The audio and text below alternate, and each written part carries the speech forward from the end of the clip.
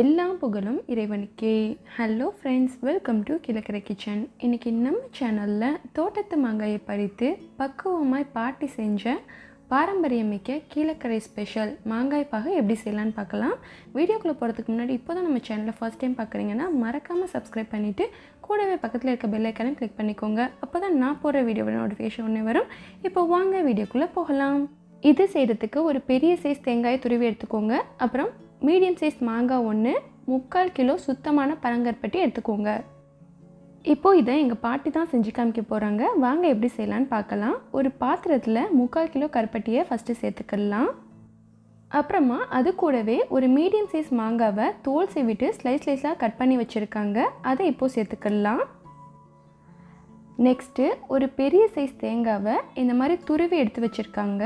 அதை இது கூட சேர்த்துக்கலாம். இந்த மாதிரி தேங்காய் துருவல் சேர்க்குறதுனால இந்த மாங்காய் பாகு சாப்பிட்றதுக்கு ரொம்ப டேஸ்ட்டாக இருக்கும். இப்போது நம்ம எடுத்து வச்சுருந்த 3 இன்க்ரீடியன்ஸையும் பாத்திரத்தில் சேர்த்ததுக்கப்புறம் இது கூட 1/2 லிட்டர் தண்ணி சேர்த்துக்கலாம். நம்ம தண்ணியை இந்த மாதிரி ஃபஸ்ட்டே ஆட் பண்ணிட்டோன்னா இடையில சேர்க்க வேண்டிய தேவை இருக்காது. இந்த தண்ணியே இந்த பாகுக்கு போதுமானது.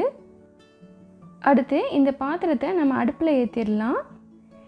இப்போது நம்ம சேர்த்த கருப்பட்டி எல்லாமே நல்லா கரைஞ்சி வரணும். கருப்பட்டியில் தூசு மண் அந்த மாதிரி இருக்கிற மாதிரி இருந்துச்சுன்னா இதை நீங்கள் காய்ச்சி வடிகட்டிட்டு அதுக்கப்புறம் சேர்க்கலாம். பட் நான் எடுத்துருக்கிற கருப்பட்டியில் எந்த வித தூசோ மண்ணோ கிடையாது. இது சுத்தமான கலப்படம் இல்லாத கருப்பட்டி. ஸோ அதனால் நான் அப்படியே சேர்த்துருக்கேன். இந்த கருப்பட்டி கரைகிறதுக்கு கொஞ்சம் டைம் எடுக்கும். ஸோ அதனால் கீழே அடிப்பிடிக்காதவாறு கண்டினியூஸாக கிளறி விட்டுட்டே இருக்கணும். நம்ம மாங்காவை இந்த மாதிரி ஸ்லைஸாக தான் கட் பண்ணணும். ஸோ அப்போ தான் இது எடுத்து சாப்பிட்றதுக்கு ரொம்ப டேஸ்ட்டாக இருக்கும். இதுவே நீங்கள் மாங்காவை பெருசாக கட் பண்ணிட்டீங்கன்னா அது முழுசாக இருக்கும். ஸோ சாப்பிட்றதுக்கு நல்லா இருக்காது, புளிப்பாக இருக்கும். இப்போது கருப்பட்டி கரைஞ்சிக்கிட்டே வருது. உங்களுக்கு பார்க்கும்போதே தெரியும் நல்ல கலர் சேஞ்சாக இருக்கிறது. இது இன்னும் தண்ணியாக தான் இருக்குது, இன்னும் கட்டியாகணும். ஸோ அப்போ தான் நம்ம ரொம்ப நாளைக்கு வச்சு சாப்பிட்றதுக்கு நல்லா இருக்கும், சீக்கிரம் கெட்டு போகாது. இந்த பாகு நம்ம மாம்பழத்தில் செய்யக்கூடாது, மாங்காவில் தான் செய்யணும். அப்போ தான் கருப்பட்டியோட இனிப்பு மாங்காவோட புளிப்புலாம் சேர்ந்து ரொம்ப டேஸ்ட்டாக இருக்கும். இப்போது பாகு நல்லா திக்காயிடுச்சு. மாங்காவும் கரைஞ்சி 1-2 இருக்குது. இதுதான் சாப்பிட்றதுக்கு சரியான பதம். ஃபைனலாக இது கூட வாசனைக்காக 1/2 டீஸ்பூன் ஏலக்காய் பவுடர் சேர்த்துக்கலாம். ஸோ இது சேர்க்குறதுனால இது நல்ல வாசனையாக இருக்கும். உங்களுக்கு தேவைப்பட்டால் சேர்த்துக்கோங்க, இல்லைனா இதை ஸ்கிப் பண்ணிக்கிடலாம். ஏலக்காய் பவுடர் சேர்த்ததுக்கப்புறம் இதை ஒரு தடவை நல்லா மிக்ஸ் பண்ணி விட்டுட்டு நம்ம ஸ்டவ்வை ஆஃப் பண்ணிடலாம். இதுக்கு ரொம்ப இன்க்ரீடியன்ட்ஸ்லாம் கிடையாது, 3 பொருள் தான். பனங்கருப்பட்டியோட வாசனையே அவ்வளோ சூப்பராக இருக்கும். நீங்கள் தேவைப்பட்டால் இதில் ஏலக்காய் பவுடர் சேர்த்துக்கலாம்.